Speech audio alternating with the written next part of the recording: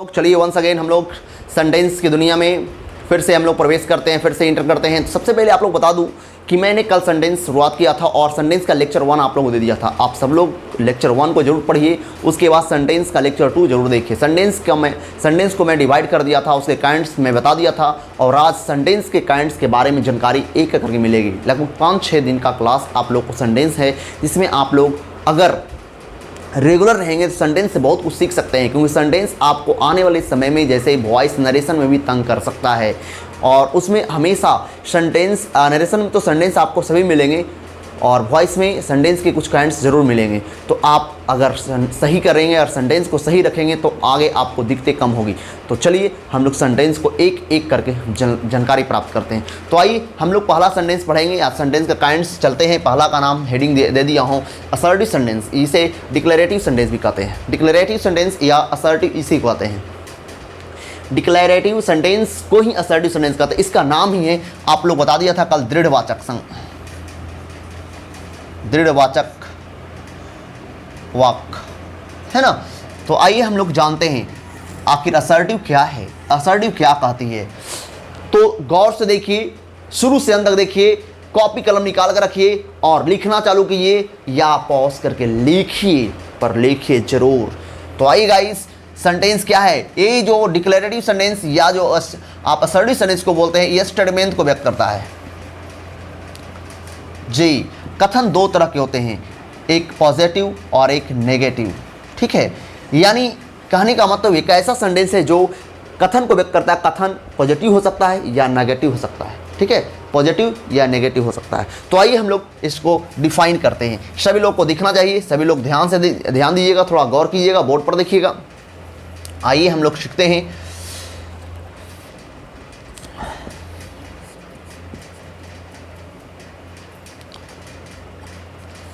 The sentence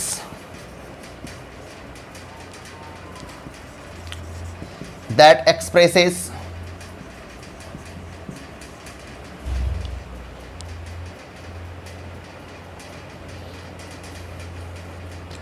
a positive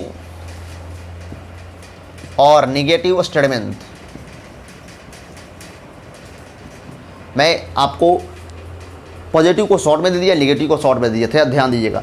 माने जो sentence व्यक्त करता है, एक्सप्रेस का मतलब होता है व्यक्त करना, एक्सप्रेसेस, यानी जो सेंटेंस व्यक्त करता है या तो वह सकारात्मक कथन को या नकारात्मक कथन को, ठीक है। यानी जो सेंटेंस, जो वाक्य सकारात्मक या नकारात्मक कथन को व्यक्त करता है, is called an assertive sentence.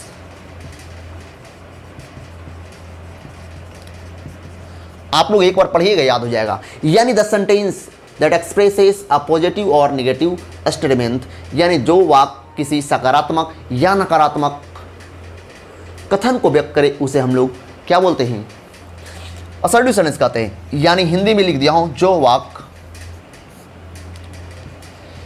किसी सकारात्मक या नकारात्मक कथन को व्यक्त करता है,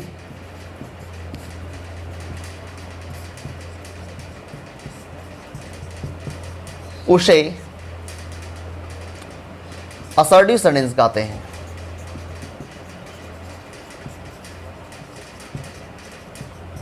कौन सा बोलते हैं, असर्टिव। यानी जो सेंटेंस, बोलिएगा आप लोग साथ में, the sentence that expresses a positive और negative statement is called an assertive sentence. याद हो गया ना आप लोग को? जिन्हें भी याद हो जाए जरूर याद करने के बाद आप एक बार देखिए, उसके बाद कॉपी में लिखिए तो और ही मजा आने वाला है। सब लोग जरूर लिखिएगा, रोक कर लिखिए वीडियो को। चलिए हम लोग आगे बढ़ते हैं। अब जानना है कि सेंटेंस तो हम लोग सीखे असर्टिव सेंटेंस, तो आप लोग को पहले मैंने हिंट दिया, तो स्टेटमेंट जो होता है या तो पॉजिटिव सेंस में होता है या तो नेगेटिव सेंस में होता है। तो आइए हम लोग आगे जानते हैं। सबसे पहले आपको ये सेंटेंस सीखना नहीं, बल्कि केवल डिफाइन ही नहीं सीखना है, बल्कि इसके पहचान भी, आइडेंटिफिकेशन भी जानना है, ताकि आपको कल नरेशन में, वॉइस में दिक्कतें कम हो। क्योंकि कभी कभी हम लोग अगर इसकी जानकारी सही नहीं ले पाते हैं तो नरेशन में ज़्यादा तंग करते हैं ये सेंटेंस। तो आप जानते हैं the structure of assertive.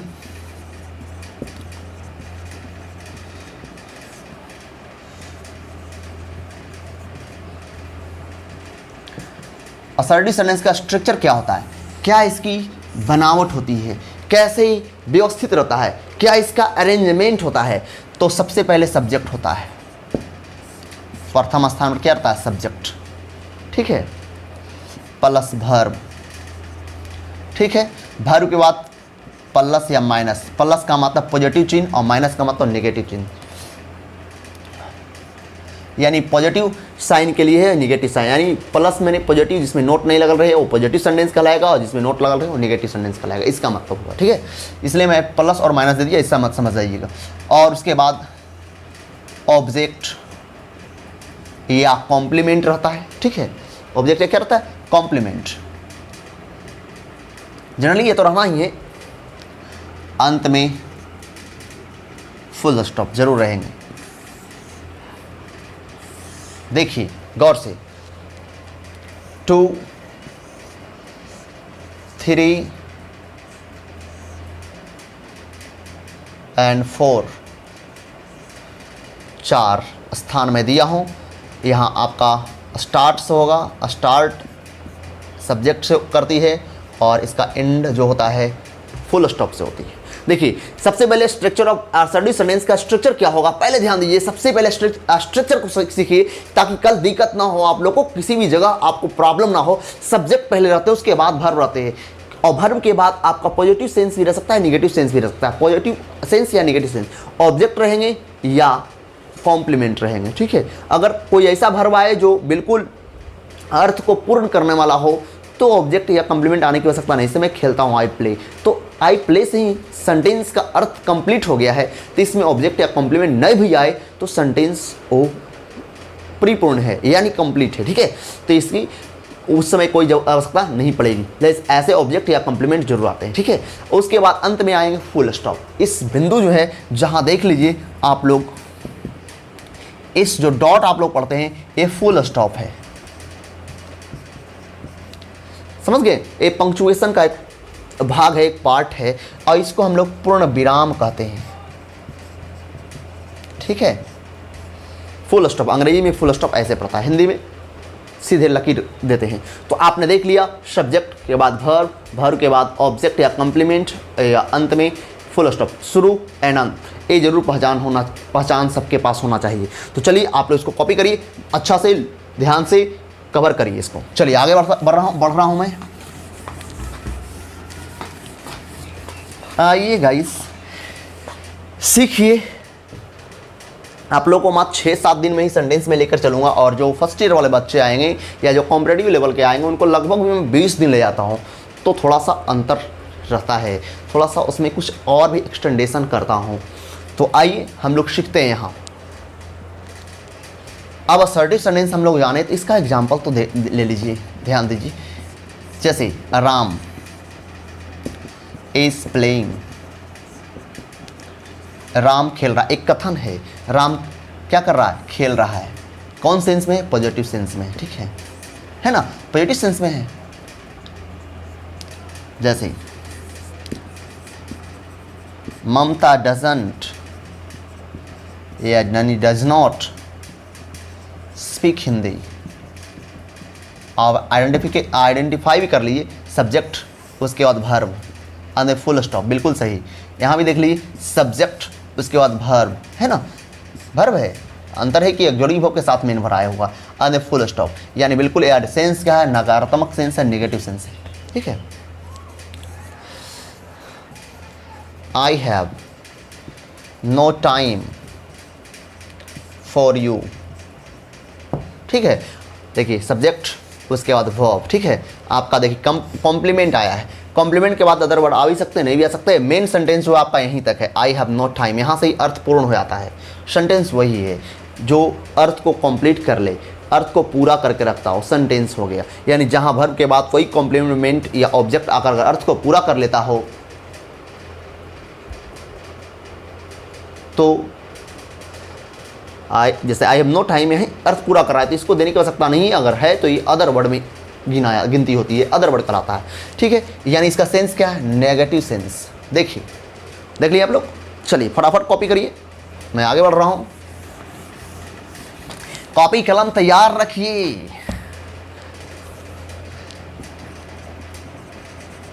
Kinds of assertive, assertive kinds में बंटवारा कर रहा हूँ, असर्टिव काइंड्स, ठीक है। असर्टिव काइंड्स कितने हैं, कितने प्रकार हैं, तो आइए हम लोग जानते हैं। There are 3 kinds of assertive. Assertive को 3 भागों में, कितने भागों में, 3 भागों, 3 भाग हैं, यानी 3 पार्ट्स हैं। पहला का नाम आप लोग नाम सुने होंगे, अफर्मेटिव। थोड़ा सा तेज चलूंगा, आप लोग लिखने का भाई बस समझना है, कुछ नहीं करना। अफर्मेटिव, इसे ही पॉजिटिव भी बोलते हैं,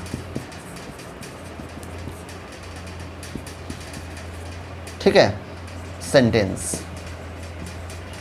दूसरा का नाम नेगेटिव सेंटेंस, देख रहे हैं, एंड तीसरा का नाम एम्फैटिक सेंटेंस।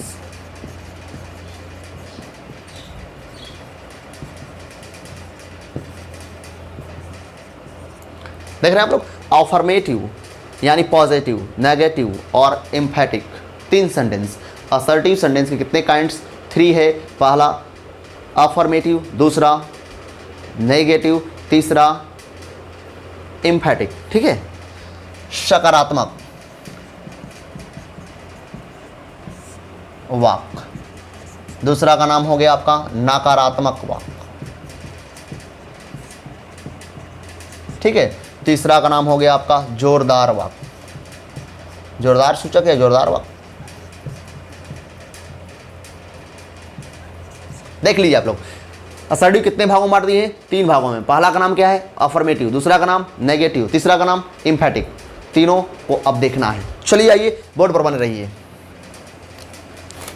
दिखाई देना चाहिए, दिख रहा है ना आप लोगों को, दिखाई दे रहा है आप, चलिए कोई दिक्कत नहीं।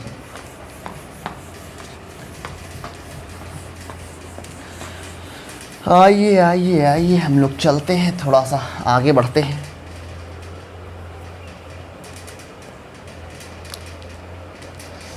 अफर्मेटिव और नेगेटिव, चलिए गाइस, अफर्मेटिव, पहला है अफर्मेटिव।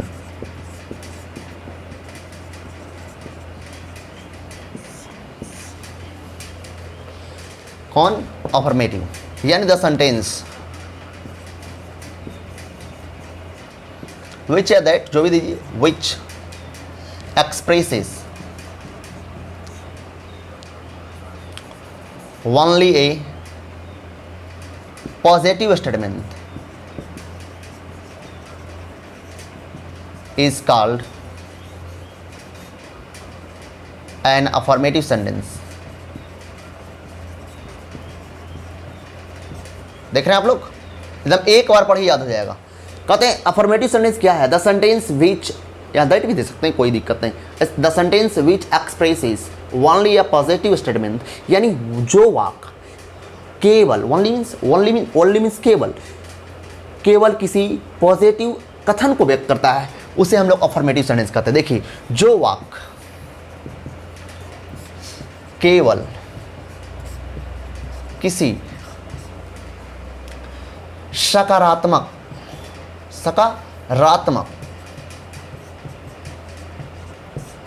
कथन को व्यक्त करता है, उसे अफर्मेटिव सेंटेंस कहते हैं।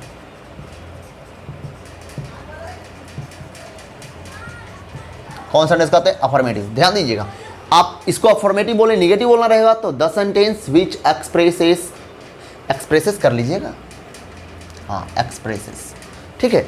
द सेंटेंस विच एक्सप्रेस में ईएस, क्यों, यहाँ सिंगुलर सब्जेक्ट है, यानी the sentence which expresses only A positive statement is called N affirmative sentence, यानी जो वाक्य केवल अफर्मेटिव यानी पॉजिटिव स्टेटमेंट को व्यक्त करता है, केवल सकारात्मक वाक्य यानी कथन को व्यक्त करे, उसे अफर्मेटिव सेंटेंस कहते हैं। जैसे एग्जाम्पल देख सकते हैं, राम इज हैप्पी, राम क्या है, खुश है, सकारात्मक सेंस दे रहा है। सीता वाज ब्यूटीफुल, सीता कैसी थी, सब में देख लीजिए, सब्जेक्ट के बाद वर्ब, सब्जेक्ट के बाद वर्ब, फुल स्टॉप, ठीक है। ए बच्चा ऐसे रहो, कोई दिक्कत नहीं, सब लोग जरूर लिखिए।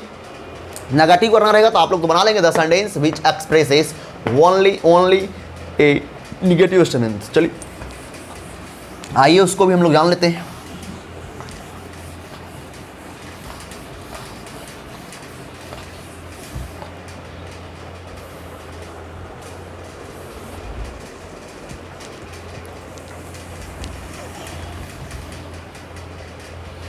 चलिए आ जाऊं।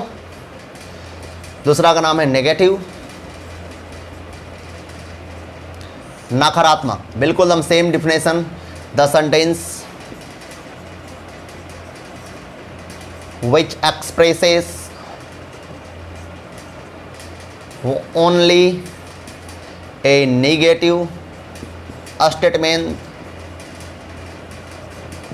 is called a negative sentence।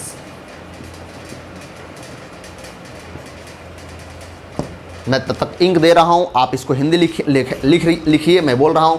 लिखिए, जो वाक्य केवल नकारात्मक कथन को, जो वाक्य केवल नकारात्मक कथन को, लिख रहे हैं आप लोग। चलिए, जो वाक्य केवल नकारात्मक कथन को व्यक्त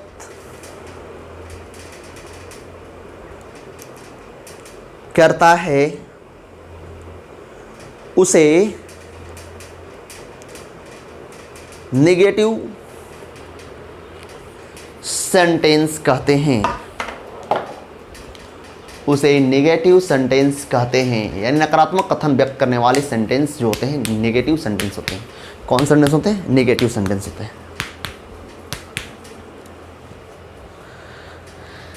चलिए आइए जानकारी लेते हैं।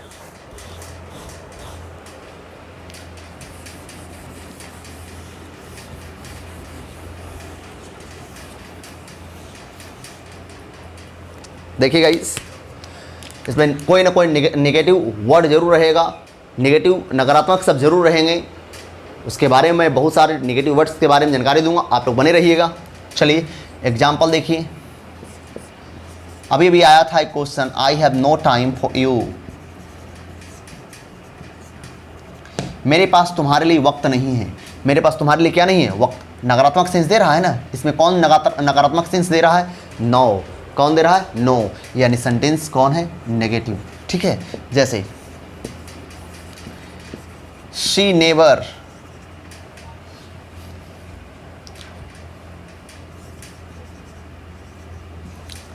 कम्स हेयर, वह कभी नहीं यहाँ आती हैं। नेवर नकारात्मक सेंस वाले वर्ड हैं, यानी सेंटेंस नेगेटिव। देख रहे हैं आप लोग? और अलर्ट रहिए, सावधान रहने की आवश्यकता है। किसी भी वाक्य में केवल एक ही नेगेटिव वर्ड का यूज होता है, याद रखिएगा। किसी भी सेंटेंस में केवल एक ही नेगेटिव वर्ड का यूज होता है। अगर एक से अधिक देंगे तो वह सेंटेंस क्या होगा? गलत होगा।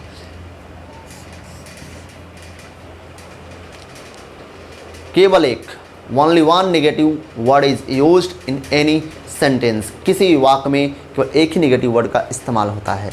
ठीक है, जैसे अगर आप लोग ऐसा करते हैं, Mamata never does not play hockey. मान लीजिए आपने लिखा Mamata never does not play hockey, Mamata कभी नहीं हॉकी खेलती है। तो अब बताइए इसमें क्या गलती है? आपने एक निगेटिव और एक निगेटिव, दो निगेटिव का इस्तेमाल कर दिए, यानी गलत हो जाएगा। यानी किसी एक को तो हटाना पड़ेगा। तो कौन हटाएंगे? तो नेवर को हटाएंगे, क्योंकि नोट लगा, पहले अगर नोट हटाते हैं तो डज को भी साथ में हटाना पड़ेगा। तो थोड़ा सा लॉन्ग है, आप हटा दीजिए, नेवर ख़त्म हो गया। बिल्कुल, आप जब इलेक्ट्रिक बल्ब जलाते हैं तो आपने उसका परिणाम देखा होगा, जलता कैसे है। तो आपका बल्ब, अगर मान लीजिए कोई बल्ब है,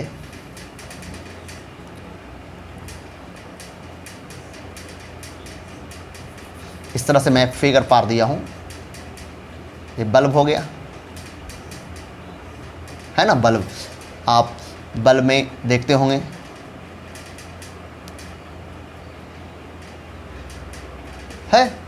कोई दिक्कत?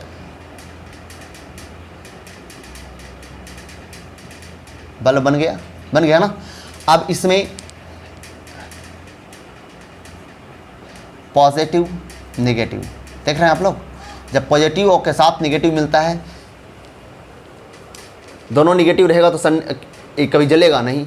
उसी प्रकार सेंडेंस एक बल्ब के भांति है, जहाँ अगर दोनों नेगेटिव अगर यूज़ करेंगे तो बिल्कुल गलत हो जाएगा, बिल्कुल क्या होगा, गलत। और पॉजिटिव भी यूज़ करेंगे, यानी पॉजिटिव वर्ड होते हैं कुछ ऐसे वर्ड है जो इसमें पॉजिटिव सेंस रहते हैं, वो अगर एक ही सेंटेंस में डबल देते हैं तो वो भी गलत हो सकते हैं। इसलिए आप लोग ऐसा ना करें, डबल नेगेटिव वर्ड का इस्तेमाल एक साथ ना करेंगे, डबल पॉजिटिव वर्ड का इस्तेमाल एक साथ ना करेंगे। तो आइए हम लोग जानते हैं, कभी कभी एग्जाम में आप लोग को इस तरह से क्वेश्चन पूछा जाता है, पॉजिटिव से negative without changing it's meaning, यानी बिना अर्थ परिवर्तन किए पॉजिटिव सेंटेंस से नेगेटिव सेंटेंस कभी कभी पूछ दिया जाता है। तो आप लोग इसका डिटेल तो आप लोग एक चैप्टर ही मिलेगा, ट्रांसफॉर्मेशन का रहेगा, जिसमें रहेगा ट्रांसफॉर्मेशन ऑफ पॉजिटिव, यानी पॉजिटिव से नेगेटिव का ट्रांसफॉर्मेशन दिखाया जाएगा उसमें, ठीक है। तो आइए हम लोग हल्का सा हिंट लेते हैं, थोड़ा सा जानकारी प्राप्त कर लेते हैं। चेंज द अफर्मेटिव सेंटेंस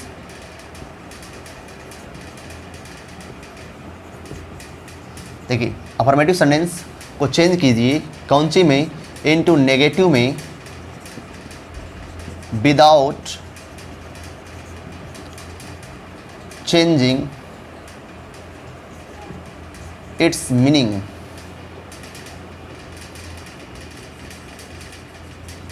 समझ रहे हैं? देखिए कहता है चेंज द फ्लोइंग सेंटेंस, कुछ सेंटेंस दिया रहेगा यहाँ पे जिसको बोला जा रहा है कि change the flowing sentence, change the affirmative sentence into negative में बदलना है विदाउट चेंजिंग इट्स मीनिंग, यानी बिना अर्थ में, यानी अर्थ में कोई परिवर्तन हुए बगैर पॉजिटिव से नेगेटिव यानी अफर्मेटिव से नेगेटिव बन जाना चाहिए, ठीक है, अफर्मेटिव से नेगेटिव बन जाना चाहिए। तो जैसे आप पॉजिटिव को हम अफर्मेटिव को ऐसे लिख देते हैं, नेगेटिव को हम ऐसे लिख देते हैं,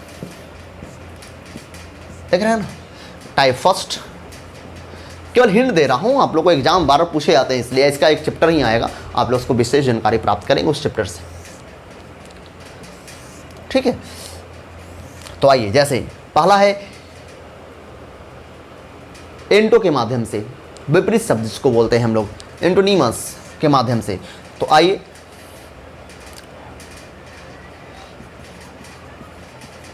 राधा इज हैप्पी, है ना, इसका नेगेटिव बनाना है, बनाइए फटाफट, क्या बनाइएगा, राधा इज नॉट हैप्पी बनाइएगा, क्यों नेगेटिव बनाना था ना, बिल्कुल गलत होगा। कैसे गलत होगा, क्योंकि यहां कह रहा है कि चेंज द अफर्मेटिव, अफर्मेटिव को बदलो, कौन सेंटेंस में, नेगेटिव सेंटेंस में, नकारात्मक सेंटेंस में, लेकिन भी यहां लिखा हुआ है विदाउट चेंजिंग इट्स मीनिंग, लेकिन यानी उसमें बिना किसी अर्थ में परिवर्तन हुए बगैर, यानी अर्थ नहीं बदलना चाहिए। इसमें है राधा हैप्पी है, खुश है, एराम राधा खुश नहीं है, मतलब क्या है, दुखित है, उदास है, तो अर्थ चेंज हो गया ना। यहाँ राधा खुश है और उसमें राधा नाखुश है, तो अर्थ तो चेंज हो गया। ऐसा करना है कि ताकि राधा खुश ही रहे दोनों सेंटेंस में और नेगेटिव बन भी जाए, वैसा बनाना है।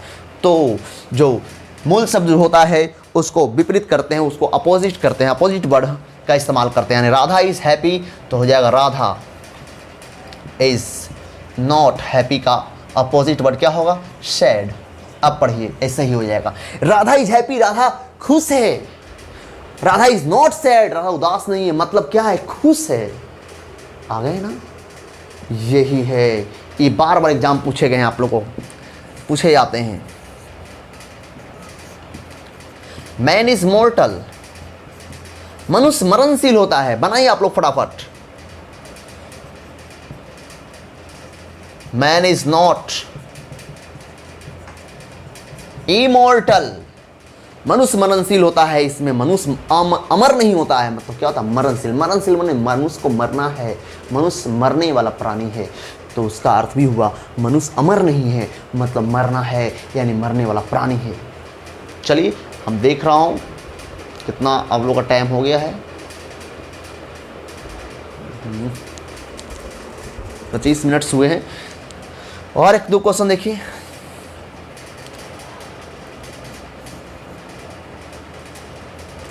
The knife was sharp. चाकू नाइफ शार्प था, चाकू शार्प था, मैंने शार्प में समझते हैं धारदार को कहते हैं शार्प, तेज धार वाले को शार्प कहा जाता है। ठीक है, चाकू क्या था, धारदार था यानी तेज था, यानी उसका धार जो था वो बहुत तेज था। इसका नेगेटिव बनाइए, जल्दी बनाइए। द नाइफ वाज, नोट लगाएंगे तो मूल शब्द कौन है, इसका शार्प का गुण है, इसका मूल शब्द को अपोजिट करिए, ब्लंट। यानी चाकू शार्प था, चाकू पजा हुआ था, शार्प था, तेज था। इसमें है चाकू नहीं भोथर था, भोथर नहीं था, माने ब्लंट में होता है भोथर, या इसका धार ना हो, तो भोथर नहीं था मतलब क्या था, तेज था। क्या था, तेज था।